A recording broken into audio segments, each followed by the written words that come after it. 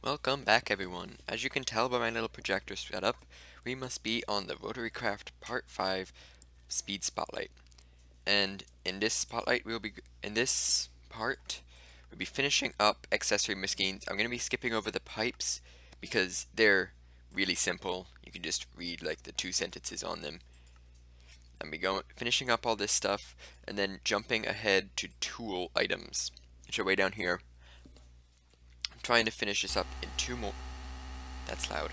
I'm gonna try to finish this up in 2 more episodes, and well, let's just get started. Here we go, part 5.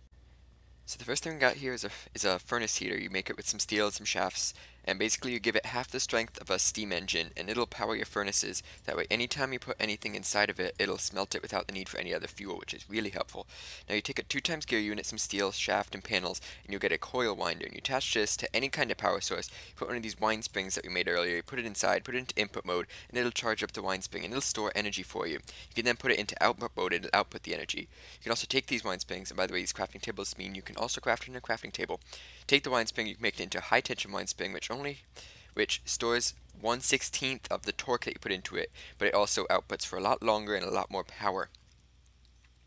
Now you take a music box, some steel, a circuit, and some redstone, and you make one of these sonar units. You put it over a screen and some steel, and you get one of these ultrasounds. What these will do is these will detect caves. So you can see there's a cave down here. It'll also detect silverfish as a silverfish stone. It'll also detect silverfish stone behind other stone.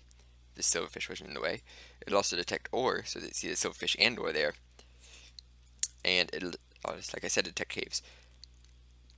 Next thing you can make is a radar unit, which is made using a DC electric engine, some steel, some gold, some redstone. Put that like you would with the sonar unit, with the ultrasound, and you get a motion tracker, and this will track any entities around you. So as you can see, there's nothing there, but all of a sudden, now there's a creeper back there. So if you take an impeller and a diffuser and some steel, you can get a vacuum, which will suck up any items that you drop nearby. It'll suck them towards you. Also, if you shift click on a chest, it'll dump everything out of the chest, and then it'll suck it into you also. If you take a sonar unit and put it with a diffuser, you get a knockback gun. This thing is really cool. What you do is it will knock back any entity you use it on. Shift click, it'll break out any types of light ore like sand, it'll break out gravel, it'll break out leaves, it'll break out silverfish stone, it'll break out iron, and it'll break out coal. It seems to have a radius of 4 unless it's the ore. Now if you take a chest and a dispenser, 2 gears, and some steel, then you can get a gravel gun. This thing takes gravel from your inventory, and you can only launch it at entities, but it will do quite a bit of damage the more power you have put into it. Now if you take an igniter and some steel and a blaze rod, you'll get a fireball launcher, and this thing takes fire charges from your inventory, and it has a pretty powerful blast. Yeah. Now you could take a spring powered pump, and it'll let you pick up any liquids from the inventory and store it in its internal inventory. And then you just right click on something and it'll dump it out. It won't let you take stuff out, but it will let you take up from the world like a really large bucket. Now you take a circuit of redstone, some panels, and some steel, and you'll get an aerial camera. If you take a circuit and a screen, you will get some steel. And then what you can do is you get this CCTV monitor. Power it with at least a DC electric engine from the bottom.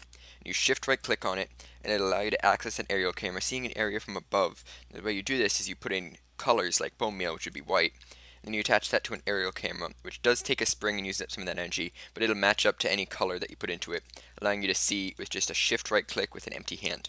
Crafting table, gold, and steel gets you this handheld crafting tool, which is exactly what it looks like.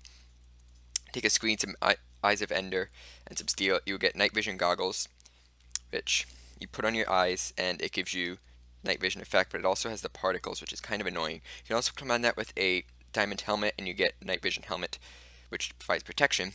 You get redstone, and you get ender pearl. You get these I/O goggles, which are really cool, really good for using your Rotarycraft stuff, because they will show you where the input and output is for all your devices. And they'll also act as if you used a screwdriver on bevel gears to see the color of each side. One last note, a lot of these handheld tools that I showed you, like the motion tracker, the vacuum, knockback gun, they require a charge. If you put it in a work table with a wind spring, it will switch the charge with the wind spring. You see this has 32, that has 31,000.